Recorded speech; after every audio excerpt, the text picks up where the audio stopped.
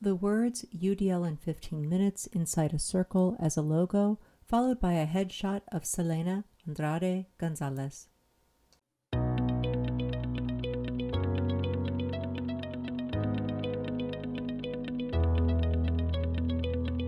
Hello and welcome to UDL in 15 minutes, where educators discuss their experiences with UDL. I'm Louie Lord Nelson, UDL author and leader.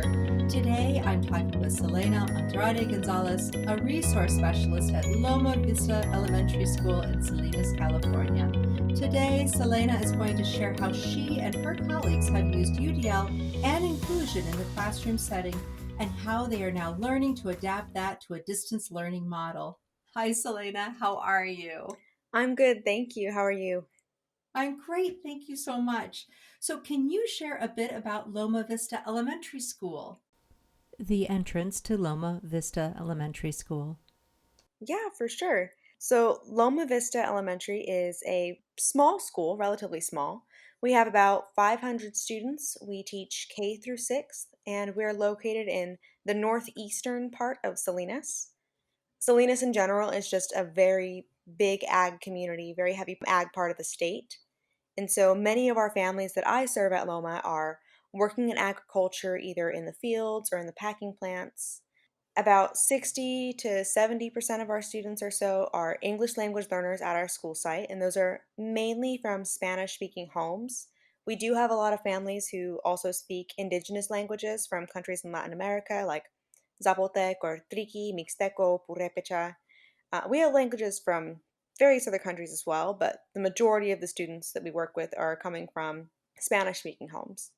I would definitely say that the part of the city that Loma Vista is located in, there's a lot of need for sure. We about 90% of our students are considered to be from low income households, but there's a lot of heart in our city. I think just in our city and Salinas in general, residents of Salinas are very proud of our city. And I'm not originally from this area. I'm from the Central Valley in California. I'm really proud to be part of the community, and you'll notice that when talking to our families and our students, yes, we're in an area of high need, but the people in our community are very proud to be here. That's wonderful. A photo taken of workers in a California strawberry field. So it sounds like there's a good connection between the school and families. Absolutely, yeah. We think that, especially during this distance learning time where our students aren't able to come to school, our district and most of the districts in this area have been able to continue to provide um, free meals, whether it's breakfast and lunches. There's been a lot of parent outreach as well to make sure that our families, if there's anything that they need, that we can try to help provide that to them. There are times where we're not able to cover everything, and if we could cover everything and make sure everyone had all the resources they need, we would absolutely do that. But I definitely see that we're trying our best to make sure that that does happen. Students in a glassed in walkway walking toward the camera. Oh, that's fabulous. So tell us about your teaching background and how you actually got to Salinas then. So I originally came to this area for college, really. I was studying at the Cal State Monterey Bay, actually in creative writing and social action. A lot of my classes were service learning type classes. I think that university really prides themselves on the community involvement, and it was a really great experience. But a few years into studying creative writing, which is still a passion of mine for sure, I ended up getting a job as a paraeducator in a high school setting. And that was a paraeducator for special education programs. And I worked in that position for 3 years. For a little less than a year, I worked in what they call an ED program. I prefer the term mental health needs, but that program is for students with identified or diagnosed mental health needs. And then for about 2 years after that, I switched over and was supporting RSP programs, so resource specialized programs or special day classes for mild to moderate settings. And I'm now on my 5th year of teaching elementary resource specialist program, so K through 6 at Loma. Nice. So then within that position, are you only working with students with disabilities or are you working in the general education environment? How does that work? A sign reading Salinas City Elementary School District with mountains in the background and birds flying overhead. So the program that I teach at Loma, it's mainly a pull out program where I'm pulling students from the general education classroom into the special education setting to work in small groups. But we recently kind of started a transition where I was then starting to push more into general education to be able to help support teachers in that setting, help support students. And what it really allowed me to do was expand my reach of instead of just serving students with disabilities in a special education setting, being able to support them and other students in general education and kind of get to more of a inclusive type setting for not only my students but for all learners across the school settings. Nice. I'm probably jumping the gun here. I know you were learning about UDL and you've definitely had this deep interest in it. So were your colleagues also learning about it? And did that help with the push in, or what was kind of the order of operation there? 30 students sitting at a table working with math manipulatives. So it was definitely something that I initiated pushing into classes, but I am really lucky that I work with many teachers who are very open to new ideas. And I think that new ideas can kind of be scary sometimes, but I work with some really wonderful teachers who are open and honest, and we really discuss what's going to work best and what time would be best for me to push in. What are the boundaries of having two teachers in a classroom, which sometimes that can create some sort of tension. And so we were able to discuss that. But then beyond that, being able to really show them here's what UDL is. And some people already had some kind of a background, and some were more familiar with what I believe is called Universal Access (UA), Hmm. which I think was a little bit more popular maybe before I was getting my credential. And so, kind of explaining the basics of UDL and how that's going to outreach more to all of your classes. And it's really a foundation to build education on, not just a special education teacher going in and implementing UDL for students with disabilities. So when did you guys start was the push in just kind of right before the COVID stuff, or had you been doing this for about a year and a half, or what was going on? So, unfortunately, this year was our first year of really being able to implement push in time. And my dream program is to eventually be able to completely push in, have a very limited amount of pull out services for special education, and to really have our para educators and our special education teachers, whether it's you working in an RSP setting or in a special day class setting, supporting students of all levels of ability in the general education settings. I think that being able to utilize our ed specialists in general education while still serving students IEP minutes or special education minutes really allows access for all students, and that's what universal design really is. It's access for all students. So, unfortunately, this was our first year of really being able to implement that push in process. There was a couple of different rotations we had. We were starting it mainly with math with fifth and sixth grade and then expanding it out. We had some students who had transferred over from a co taught classroom where it was co taught all day with a special education teacher and a general education teacher who had transferred into kind of an offshoot of our RSP program, what we called the Learning Center last year. So they also received some push in time, and that was more for not just behavior monitoring, but to make sure students were able to properly transition from a very structured setting of a co-taught classroom and what was essentially a co-taught SDC general education classroom to a full-on general education classroom with some push-in and pull-out support from a special education teacher. Yeah. So then I know that you were helping like you said, the general educators learn more about UDL and in concert with this idea of push in. So did you start with any specific parts of the guidelines, any specific principle? Where did you start those conversations? The CAST UDL graphic organizer. So I think the first conversation I had about universal design for learning was one, trying to make sure that we recognize that it was not just me coming into the classroom and implementing accommodations for students with disabilities, but we wanted to make sure that we thought of UDL as a foundation for our instruction as well as a foundation for our environment. And I think that's something that gets left out in UDL sometimes is that it's not just the instructional piece. There's a lot that goes into the environment and making sure the environment is universal for all students or that idea of everyone having access. So what I mean by that when we talk about the instruction is if a student of mine in general education had a accommodation that meant that they required a graphic organizer for reading comprehension or for writing, and this was a documented accommodation in their IEP. I would just kind of discuss with their teacher, why not provide that support for everyone? And we can make a large poster, have a lesson of making a large poster of a graphic organizer and discussing how to use it and put it on the wall. Or we can spend time as a class at the start of the year planning a graphic organizer folder or notebook so that all students have access to that support. When I think about the environment, I wanted to make sure that if I have a student with maybe flexible seating as an accommodation, that let's kind of see what kind of flexible seating we can make available for all students. Are there standing desks involved? Are there wobble seats? Is there a large table at the back that's still very much in view of a teacher? But is there a large table at the back for like a private office area where students need to maybe work alone? And these are kind of the accommodations that you would see in an IEP, but really these are supports that can benefit all learners. Yeah. I did work with a teacher once where we focused on, instead of a whole group instruction math lesson for 30 students, we split the class into three 30-minute groups. So three groups of 10 maybe. Each station was about 30 minutes, where we had some students working on fluency. And in that fluency group, we had visuals, we had manipulatives, foundational skills, and we really used language in this. So number talks, skip count practices, clapping along with those skip counts as well so that we got some movement in there.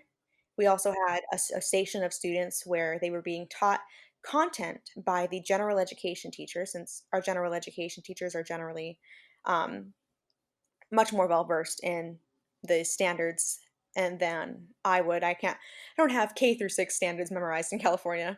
So they would be teaching the content level with the Hmm. students. And that's more of a paper to pencil task rather than that vocal and visuals and manipulatives. And then our third station of students was working independently using a computer program that aligned with our curriculum. And we would rotate these groups during a 90-minute math block. And what this really allowed us to do was to meet each student where they were and embed those supports like number talks and manipulatives and maybe that direct instruction of small group instruction with the teacher, paper to pencil tasks into the lesson so that everyone had access to it. Nice. So it sounds like you were giving a lot of guidance and suggestions of ways to, like you said, create an environment and lessons that work fully accessible to all students and not just stopping with accommodations for specific students. So the general educators may not necessarily be at the point where they're looking at the framework and saying, oh, so under engagement, I want to work on sustaining effort and persistence, or under representation, I want to work on comprehension. But rather at this point, you're bringing them the idea through suggestions and through different teaching modalities and strategies that they can use, and then helping them just get comfortable with this aspect of choice and breadth of options. Is that correct? A screenshot of how Selena provides instruction in both English and Spanish. Right. And I think that trying to make sure that the teachers had support in this as well was really important to me. Like I said earlier, new ways to adapt your instruction can sometimes be scary. So I was lucky that I worked with a group of teachers who was super open to that and very interested. But yes, making sure that we can provide that support so that UDL is something that is not only easily accessible for all students, but easier for teachers to then build a routine and embed these supports into their classroom and instruction already so that it's something that can carry on and is sustainable for years to come. Nice. So we are so close to the end of our 15 minutes. It just goes so surprisingly quickly. But you had mentioned that when things moved online, one of the things that you talked about was helping students adapt to learning in their home environment and then some of those strategies that you use. So if you could, in like the next minute and a half, just kind of talk through how you help the students adapt to that learning in home environment, and then also kind of like your use of the hand gestures, the signing, the bilingual messages, those things. Yeah, absolutely. Every year at the beginning of the year, we spend a lot of time making sure our kids know the routines and the procedures and the behavioral expectations. A screenshot with Selena demonstrating each of the signs. And that's just kind of very common way to start our school years. And so, what I did when we went on distance learning, because they're not in the classroom with you, and in the RSP setting, I'm really lucky that I get to know my students for years on end, and so they're very used to my classroom. But now all the classrooms are new, everything is different. And so I did spend a lot of time at the beginning of the year working with the students on what it means to be a learner at home.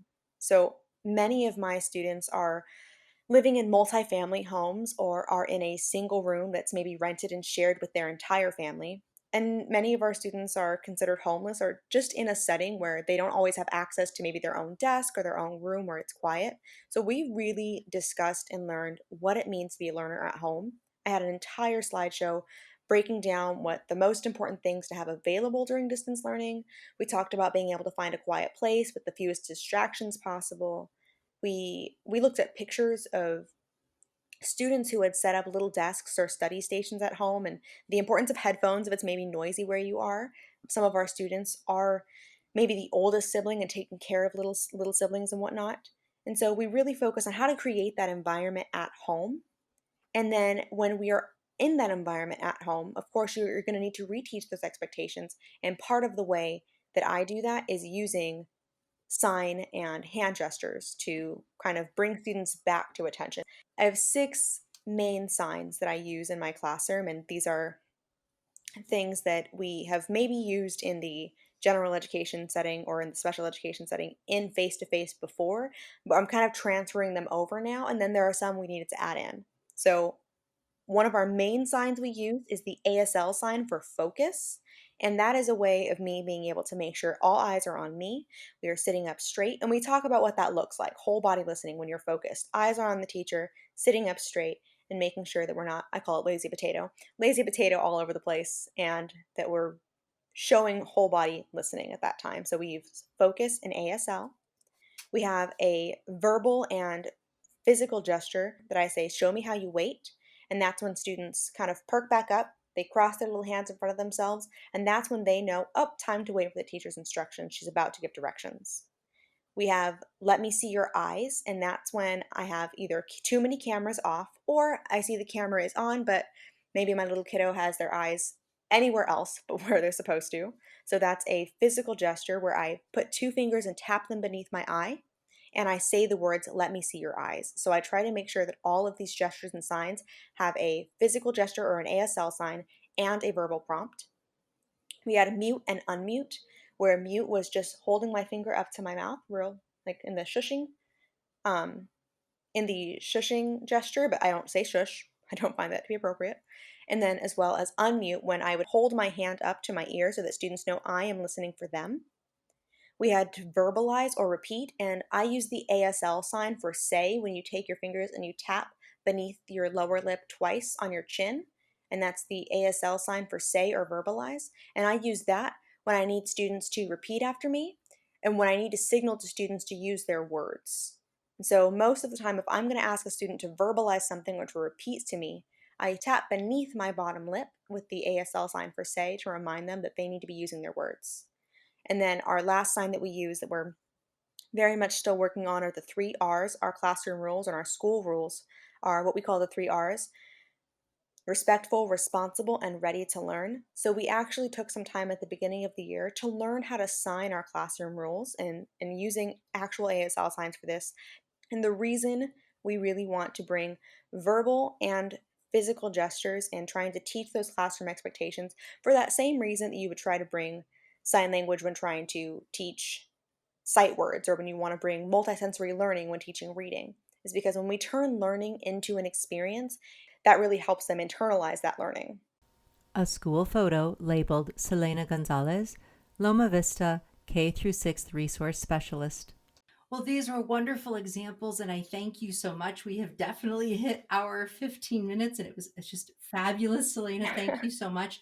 You are exactly right. As I'm hearing you give those examples with the signing, you're taking those students from the areas under perception and giving them those mixed alternatives of hearing the auditory and then also seeing visual, but then also guiding them through with language and symbols. And so they're learning not only the language of the verbalization, but the language of those symbols. And it's wonderful. It was a great example of taking them down through representation so they can become more resourceful and knowledgeable within the activities themselves. But thank you so, so much. This was a great conversation. Thank you for having me. I'm Very glad, and I'm so happy that I was able to do this with you. Oh, you're welcome. Screen captures of www.theudlapproach.com, followed by the logo for UDL in 15 minutes. So, for those listening to this podcast, you can find supplemental materials like an image montage with closed captioning, that montage with audio descriptions, a transcript, and an associated blog at my website, which is theudlapproach.com/podcasts. Finally, if you have a story to share about UDL implementation for UDL in 15 minutes, you can contact me through theudlapproach.com. And thanks to everyone for your work in revolutionizing education through UDL and making it our goal to develop expert learners.